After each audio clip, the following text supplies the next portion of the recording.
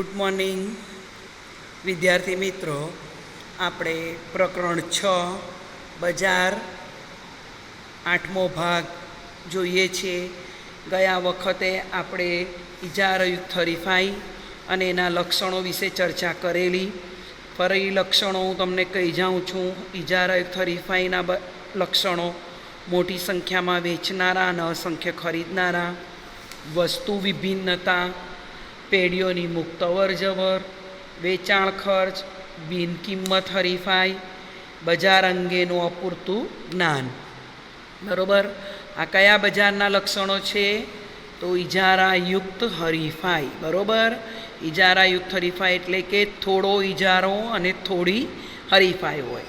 ને ઇજારો એટલે શુદ્ધ ઇજારો, એ કાલ્પનિક છે, પણ આપણે એની વ્યાખ્યા છે વસ્તુનો એક જ વેચનાર. ત્યારે ઇજારાયુક્ત હરીફાઈમાં હોય છે અસંખ્ય વેચનારા, પણ ઇજારા જેવું એક નહીં અને પૂર્ણ હરીફાઈ જેવું મોટા પ્રમાણમાં નહીં. તો હવે વિદ્યાર્થી મિત્રો, આપણે આગળ લઈએ અલ્પહસ્તક ઇજારો. અલ્પહસ્તક ઇજારો એટલે શું અને એના લક્ષણો સમજાવો. તો અલ્પહસ્તક ઇજારો એવી પરિસ્થિતિ છે કે જેમાં પેઢી પોતાની બજાર અંગેની નીતિ પોતાના હરીફોની અંદાજિત મળતૃકને આધારે તૈયાર કરે છે.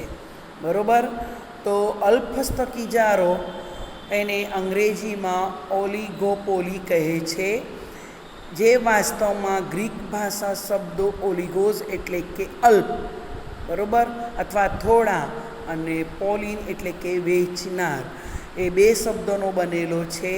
આમ અલ્પહસ્તક ઇજારાનો અર્થ અલ્પ ઉત્પાદકો એટલે કે થોડા ઉત્પાદકો એટલે કે વેચનારાઓનું બજાર. અલ્પહસ્તક ઇજારો એક એવું બજાર છે કે જેમાં અલ્પ ઉત્પાદકો કે વેચનારાઓ સમાન ગુણી વસ્તુ અથવા નજીકની અવેજી વસ્તુઓના ઉત્પાદન કે વેચાણનું કાર્ય કરે છે. આ બજારમાં હરીફાઈનું તત્વ હોય છે અને તીવ્ર કક્ષાનું હોય છે. દાખલા તરીકે ચા, ક્રૂડ ઓઇલ વેચનારાઓ, બરાબર, તે અલ્પ ઉત્પાદકોને વેચનારા હોય છે. તો અલ્પહસ્તક ઇજારો એ એવું બજાર છે કે જેમાં અલ્પ ઉત્પાદકો કે વેચનારાઓ સમાન ગુણી વસ્તુ અથવા નજીકની અવેજી વસ્તુઓના ઉત્પાદન કે વેચાણનું કાર્ય કરે છે. આ બજારમાં હરીફાઈનું પ્રમાણ તીવ્ર કક્ષાનું હોય છે.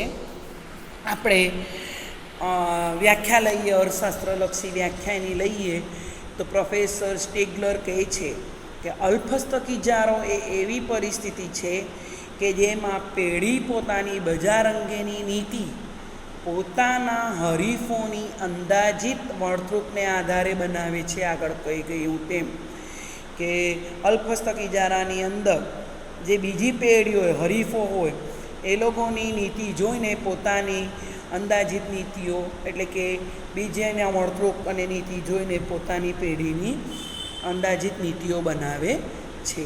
પ્રોફેસર બોમલ કહે છે કે અલ્પહસ્તક ઇજારો એ એક એવું બજાર છે જેમાં અલ્પ વેચનારાઓ પૈકી કેટલાક વેચનારાઓ બજારમાં એટલું મોટું કદ ધરાવે છે કે જે બજારની કિંમતને અસર પહોંચાડી શકે.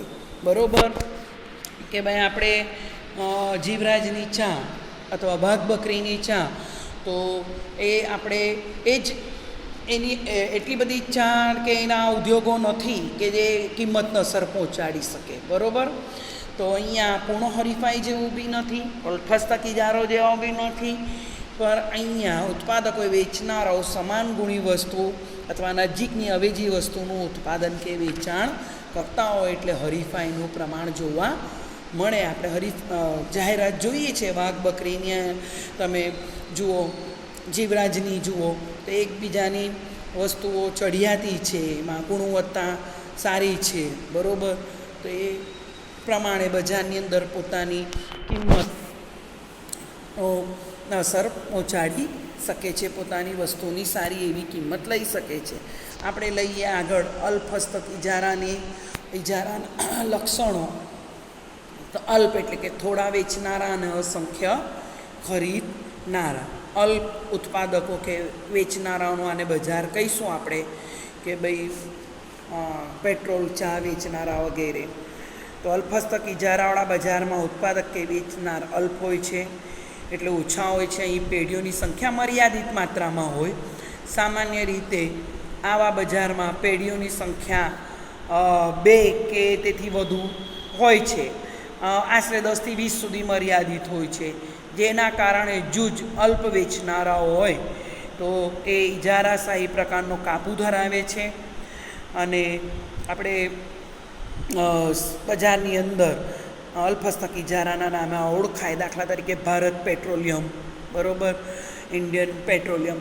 તો આ બધા જે છે એ પેટ્રોલિયમનું મતલબમાં વેચાણ કરે છે અને પોતાની ગુણવત્તા સારી છે, સેલ જે છે એમ કે સારું આવે છે પેટ્રોલ, તો એ પોતાની કિંમત પોતાની રીતે લઈ શકે છે, બરાબર.